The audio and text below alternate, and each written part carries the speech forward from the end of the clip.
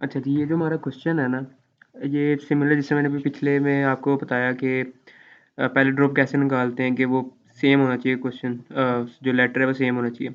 लेकिन अब ये हमने जो करना है ये फाइलिंग से करना है, और इसमें एक मसला ये है कि इन्होंने देखें ये एम कैपिटल लिखा हुआ है, यहाँ पे सिविक का सी कैपिटल लिखा हुआ है। इससे क्या होगा कि कैपिटल सी की आस्की कुछ और होती है, सी स्मॉल सी की आस्की कुछ और होती है।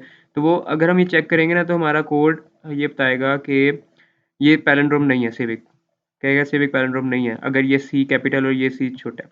तो इसका क्या तरीका है कि अब देखिए जिस तरह ये आउटपुट उन्होंने मांगी है कि हमने ओरिजिनल जो वर्ड है वो भी सी आउट करना है। तो हम ये जिस अरे में इसको लेंगे, इस वर्ड को लेंगे, तो हमें उसके अंदर चेंजिंग नहीं करनी। हम क्या करेंगे कि एक और अरे बनाएंगे, उसके अंदर इसको कॉपी करेंगे। ठीक है, उसको इसको कॉपी करने के बाद हम क्या करेंगे कि उसके सारे कैरेक्टर्स को ना स्मॉल कर देंगे। फॉर एग्जांपल अगर ये एम कैपिटल भी होगा ना, जो हमने टेम्परेरी अरे बनाई होगी जिसमें हम कॉपी करेंगे, तो उसमें ये जो एम होगा ना ये ये ऐसे स्टोर होगा, ये छोटा एम स्टोर होगा। ठीक है, तो उसका तरीका क्या है कि फॉर एग्जांपल ये हमारी data dot T x T है, मैंने उसमें ये सारा डाटा कॉपी किया। ठीक है, उसके बाद हम क्या करते हैं, हमने फाइल से लेना है, इस स्ट्रीम का एक वेरिएबल बनाएंगे एफ इन के नाम से, F in dot open data dot T x T. और अब हमने क्या करना है, देखो ये फाइल है हमारी, इसमें हमने एक एक करके लेना है। सबसे पहले हम इसको लेंगे, तो हमने एक सिर्फ लेटर लेना है, उसके लिए हम क्या यूज़ करेंगे, डॉट गेट लाइन तो हम यूज़ नहीं कर सकते क्योंकि डॉट गेट लाइन पूरी लाइन को इनपुट लेने के लिए होता है। हम सिंपल एक वर्ड लेना है तो उसके लिए हम सी यूज़ करेंगे। और हमने कब तक लेना है, जब तक कि हमारी फाइल एंड नहीं हो जाती। तो हमें एक वाइल का लूप लगाना पड़ेगा, while not f in dot e o f. ये मुझे लॉजिक नहीं पता, मैं खुद ही आपके सामने बैठ के बना रहा हूँ। ठीक है, अच्छा ये अब हमारा हो गया। उसके बाद हमने क्या करना है कि हमने एक करेक्टर रे बनानी है।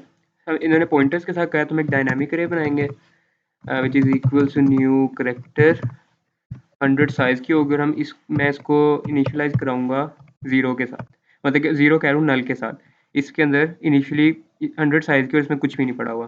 उसके बाद हम एक एक करके लेना है, तो हम सिंपली एफ इन यूज़ करेंगे और ए आर आर के अंदर इनपुट ले लेंगे।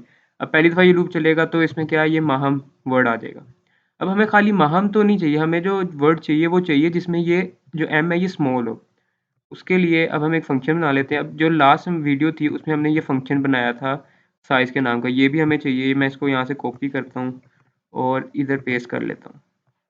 ठीक है, ये हमारा साइज़ का। अगर हम पॉइंटर्स के साथ काम कर रहे हैं तो हम यहाँ पे एक पॉइंटर लेंगे एज आ इनपुट, और बाकी इसमें कुछ भी चेंज नहीं होगा।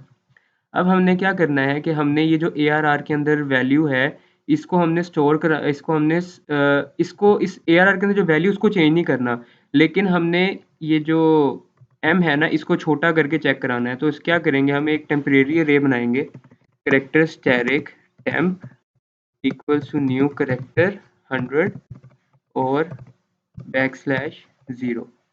अब हमने क्या करना है कि 4 का एक लूप चलाएंगे, integer i is equal to 0 और array i is not equals to \0 और आई प्लस प्लस। और सिंपली हम इसमें क्या कहेंगे कि जो टेम्प का जो आई है वो इक्वल है अरे आई के। सिंपल क्या किया मैंने कि ये जो ए आर आर का जो डाटा है इसमें पड़ा हुआ है, फॉर एग्जांपल ये पहले ही जब लूप चला तो इसमें माहम पड़ा हुआ था with a capital M and में। ठीक है, तो वो क्या करेगा, सिंपल जो भी डाटा ए आर आर में पड़ा है उसको टेम्प के अंदर कॉपी कर देगा। ठीक है, अब हमने ए आर आर के अंदर जो डाटा है उसको चेंज नहीं करना, हमने जो टेम्प के अंदर डाटा है ना उसको हमने उसके सारे अल्फ़ाबेट्स को हमने स्मॉल अल्फ़ाबेट्स में चेंज करना है। तो उसके लिए हम एक फ़ंक्शन बना लेते हैं, वॉइड टाइप का बनाएंगे क्योंकि हमें कुछ रिटर्न नहीं चाहिए। इसको मैं कह देता हूँ स्मॉल के नाम का। इसमें एक करेक्टर पॉइंटर आएगा, उसको मैं नाम दे देता हूँ ए आर आर का। ये हम कुछ भी रख सकते हैं, जो पैरामीटर्स में लिखते हैं ना ये कुछ भी हो सकता है, जी मैंने आपको बताया भी था पिछले में। तो हम सिंपली क्या करेंगे, for integer i is equal to 0 array i is not equal to \0 और आई प्लस प्लस। अब हमने क्या करना है, अब मैं आपको एक और चीज़ बताता हूँ। ये देखें, ये कैपिटल ए है, इसकी जो आस्की बनती है डेसिमल में वो 65 बनती है। ठीक है, अब अगर हम ए की स्मॉल ए की देखें तो उसकी बनती है 97। तो हम कैसे एक कैपिटल ए को स्मॉल ए में कन्वर्ट कर सकते हैं, हम 65 के अंदर अगर 32 ऐड करें तो 97 बन जाता है। तो 97 किसकी है, आस्की है ए स्मॉल ए की। अब फॉर एग्जांपल एज ले लेते हैं, एज की आस्की वैल्यू है 72, इसमें हम 32 ऐड करेंगे तो ये बन जाता है 104। ठीक है। तो इस तरह हम अगर हमने कैपिटल से स्मॉल में जाना है तो हम सिंपली क्या करते हैं कि इसकी एस की वैल्यू में 32 ऐड करेंगे तो वो स्मॉल अल्फ़ाबेट बन जाएगा। अगर स्मॉल अल्फ़ाबेट से हमने कैपिटल में जाना है तो स्मॉल ए की जो आस्की है उसमें हम -32 करेंगे तो वो हमारे पास कैपिटल ए आ जाएगा। सिंपली ये लॉजिक है इस कैपिटल से स्मॉल में जाने का और स्मॉल से कैपिटल में आने का। तो हम इसको इम्प्लीमेंट करते हैं कि अगर इफ़ अरे आई की जो वैल्यू है वो है greater than equals to capital A and array I is less than equals to capital Z। मैं यहाँ पे A और Z लिख रहा हूँ, हम यहाँ पे इसकी S की वैल्यू भी लिख सकते हैं। जिस तरह कैपिटल A की 65 होती है तो मैं यहाँ पे A की जगह पे 65 भी लिख सकता हूँ, लेकिन मैंने अपनी आसानी के लिए यहाँ पे सिंपल ये कैपिटल A वगैरह लिख दिया। हमें S की वैल्यू की वो कंपाइलर खुद ही इसकी S की वैल्यू निकाल लेता है। तो हम कहेंगे कि अगर ए से ए कैपिटल ए और कैपिटल जेड के दरमियान अरे का कोई भी एलिमेंट है ना तो उसको क्या करे अरे आई इक्वल्स टू अरे आई प्लस 32 क्योंकि हमने स्मॉल में जाना है तो स्मॉल में जाने के लिए हमें प्लस करना पड़ता है तो हम प्लस करेंगे और स्मॉल से हमने कैपिटल में आना हुआ तो हमें माइनस करना पड़ेगा। उसके बाद हम क्या करेंगे अब हमारे पास ये जो वॉइड स्मॉल का फंक्शन है ये हमारा बन गया। ठीक है, ये हमें कुछ रिटर्न नहीं करा रहा। अब हम इसको यहाँ पे यूज़ करेंगे। इसके पहले पैरामीटर पर पास करते हैं हम।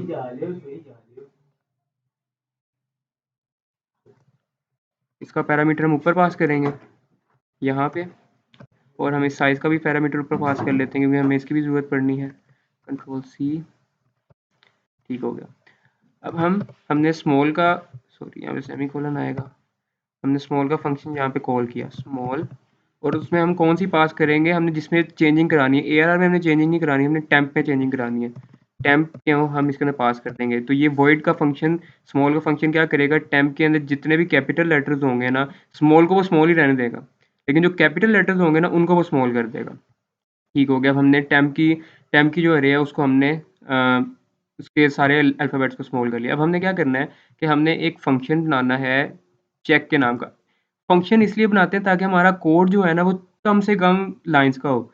ठीक है। अब ये रिपेटिव कोड जो होता है ना जो बार-बार रिपीट हो रहा था उसके लिए सबसे बेहतर ये होता है कि हम उसका फ़ंक्शन बना लें। अब देखो ये जो स्मॉल का कोड है इसके अंदर इतना ये कोड लिखा हुआ है और जो मेरा मेन है उसमें से मैंने ये स्मॉल फ़ंक्शन कॉल किया है और बिहाइंड द सीन्स ये जो हमने ये कोड लिखा है ना वो परफॉर्म हो जाता है और हमें पता भी नहीं चलता कि इतनी सी ये सिर्फ एक लाइन के अंदर हमारा इतना कोड चल गया। तो इसलिए फंक्शन जो होते हैं ना हमारे काफ़ी यूज़फुल होते हैं। अब हमने क्या करना है, ये हमने पिछला कोड लिखा था पैलिंड्रोम फाइंड करने का, इसलिए मैंने कहा था कि इसको ना एक दफ़ा गौर से पढ़ लो। तो हमने ये हमारा पैलिंड्रोम का कोड है जहाँ पे हम चेक कर रहे हैं पैलिंड्रोम को। तो हम सिंपली एक फंक्शन बनाएंगे जो कि हमें रिटर्न करेगा बूल। अगर तो पैलिंड्रोम होगा तो वो हमें ट्रू रिटर्न करेगा, अगर नहीं होगा तो फॉल्स रिटर्न करेगा। मैं इसको नाम दे देता हूँ चेक के नाम का और इसमें एक करैक्टर पॉइंटर ARR के नाम का पास होगा इसके पैरामीटर में और इसमें मैं ये कोड पेस्ट कर देता हूँ। ठीक है। अब इसमें सिंपली क्या होगा कि अगर तो ये पैलिंड्रोम होगा तो फ्लैग की जो वैल्यू है ये ट्रू हो जाएगी, अगर नहीं होगा तो फॉल्स हो जाएगी। तो हम सिंपली क्या कहेंगे रिटर्न फ्लैग। रिटर्न हमने करा दिया फ्लैग। ठीक हो गया। अब हमने इसको यहाँ पे गेट भी करना है, सॉरी इसका पैरामीटर भी ऊपर पास कर लें हम पहले। ये हम पैरामीटर पास करेंगे ऊपर, ये पैरामीटर पास हो गया। अब आपको एक और चीज़ मैं बताऊँ, ये जो साइज़ का फंक्शन है देखें, ये जो हमने चेक का फंक्शन बनाया इसके अंदर भी ये साइज़ का फंक्शन कॉल हो रहा है। ठीक है। तो इससे ये हमने अगर ऊपर पैरामीटर पास किया हुआ है तो हम एक फंक्शन के अंदर एक और फंक्शन को यूज़ कर सकते हैं, उस फंक्शन को कॉल कर सकते हैं। जैसे ये चेक का फंक्शन है उसमें मैंने साइज़ का फंक्शन बनाया जो कि ये है, ये मैंने बनाया हुआ है साइज़ का फंक्शन जो सिंपली हमें लेंथ निकाल के देता है करैक्टर अरे की। तो वो मैंने इस फंक्शन के अंदर एक और फंक्शन कॉल किया हुआ है, तो ये हम ऐसे भी कर सकते हैं। ठीक है। अच्छा, अब हम ये मेन में आ गए।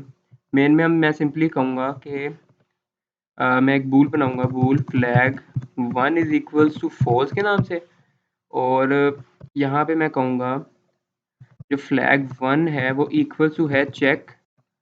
अब हमने चेक किसको कराना है, टेम्प की अरे को, क्योंकि ARR के अंदर तो हमारा जो लास्ट वाला M है वो कैपिटल है। तो हमने इसको तो चेक, अगर हम ARR को चेक कराएंगे तो हमें तो वो हमेशा बताएगा जी कि इज़ नॉट अ पैलिंड्रोम, क्योंकि मैंने बताया आपको कि जो कैपिटल M है उसकी एस की कुछ और है, कैपिटल स्मॉल m की एस की कुछ और है और कैपिटल M की कुछ और है। तो इसलिए हमने क्या किया था कि हमने ARR का डाटा जो था टेम्प में कॉपी कराया था। टेम्प के अंदर जितनी वैल्यूज़ थी उनको हमने स्मॉल करा दिया था। तो हम इसके अंदर अब टेम्प पास करेंगे। ठीक है। टेम्प पास कर दिया, उसके बाद मैं यहाँ पे आके कहूँगा if flag1 is equals to true, तो सिंपली सी आउट कराए जो हमारी ओरिजिनल अरे है ARR, क्योंकि उन्होंने देखो ना ये जो फंक्शन है उसमें उन्होंने ओरिजिनल अरे को कराया हुआ है और आगे लिखा हुआ है अगर तो वो पैलिंड्रोम है तो पैलिंड्रोम लिखा है, अगर नहीं है तो नॉट पैलिंड्रोम लिखा हुआ है। तो हम ओरिजिनल अरे को यहाँ पे सी आउट कराएंगे, तो ARR और यहाँ पे मैं कहूँगा पैलिंड्रोम, इस तरह उन्होंने लिखा हुआ है पैलिंड्रोम, ठीक है। एंडल उसके बाद अगर फ्लैग ट्रू नहीं है तो सिंपली फिर हमें पता है कि वो पैलिंड्रोम नहीं है, तो सी आउट करा दे ARR और उसके बाद कह जी not palindrome, not palindrome, okay. अच्छा, अब हम इसको एक दफ़ा चेक कर लें रन करके, हमारा सारा पॉइंटर्स के साथ काम हो रहा है। हमने पैरामीटर्स में भी पॉइंटर्स पास किए हैं फंक्शंस के, ठीक है। इधर भी पॉइंटर है, ठीक है। रन करके देखते हैं कोड को। हाँ, ओके हो गया, ये देखें हमने ओरिजिनल अरे को किया और हमने जो टेम्प की अरे पास कराई थी उसको, वो स्मॉल थी तो उसने जब चेक किया तो देखा है पैलिंड्रोम है, उसने पैलिंड्रोम प्रिंट कर दिया। वर्ल्ड को चेक किया, not palindrome, civic palindrome, sad not palindrome, SMS palindrome, ठीक है। सिंपली ये था कि अच्छा एक और चीज़, जो दो इनपुट लेने वाली बात है ना, वो आप मेरे ख्याल से इसको समझ रहे हो कि ये हमने बार बार इनपुट लेना है। तो काम देखो, ये एफ इन अरे जो है ना, ये लूप बार बार चल रहा है। अब हमने क्या किया कि जब मैंने एफ इन अरे किया ना, तो इसने सिर्फ ये चीज़ उठा ली, ठीक है। अगर इन केस के ये जो वर्ड वर्ल्ड है ये इस तरह लिखा होता और मैंने यहाँ पे एफ इन यूज़ किया होता, तो क्या होता कि इसने ऐसे ये उठाना था, यहाँ तक पहली स्पेस तक उठाना था, क्योंकि जो सी इन होता है वो पहली स्पेस तक उठाता है और जो डॉट गेट लाइन होता है वो लास्ट तक चलता है। अगर मैं ये ऐसे कर देता हूँ, ये देखो, तब भी ये कोड बिल्कुल सही चलेगा। ये देखो, अब ये स्पेसिस है, ये एक एक करके सबको उठाएगा। देखो मैं इसको सेव करता हूँ और दोबारा से कोड को जब रन करूँगा, ये देखो इज्जत रख ली, कोड बिल्कुल सही चल रहा है। तो अब मैं क्या, इससे क्या होता है कि हम जो जब यूज़ कर रहे होते हैं ना, ये फाइलिंग यूज़ कर रहे होते हैं, तो हमें इस फाइल के अंदर डाटा की कोऑर्डिनेशन को देखना होता है कि डाटा किस तरह से पड़ा हुआ है, ठीक है। डाटा किस तरीके से पड़ा हुआ है, फिर उस लिहाज से हम कोड लिखते हैं। ये ज़रूरी नहीं है कि ये कोड मैंने जो लिखा है ये अब इस फाइल के लिए सिर्फ ये कोड चलेगा। अगर इस तरह से डाटा पड़ा हुआ है तब तो ये कोड चलेगा, लेकिन अगर इनकेस किसी और तरीके से पड़ा हुआ है या कुछ और यूज़र की रिक्वायरमेंट है, तो उसके लिए फिर मुझे अलहदा से कोड लिखना पड़ेगा उस अरेंजमेंट की तरह जो जिस कोऑर्डिनेशन के साथ डाटा फाइल में पड़ा हुआ है, ठीक है। तो ये सिंपल कोड था इसका। ये जो हमारा पहला क्वेश्चन है दिस वन, ठीक है, हमने पॉइंटर्स के साथ किया। उसके बाद अब हम जो ये दूसरा क्वेश्चन है ये अगली वीडियो में करते हैं, ठीक है।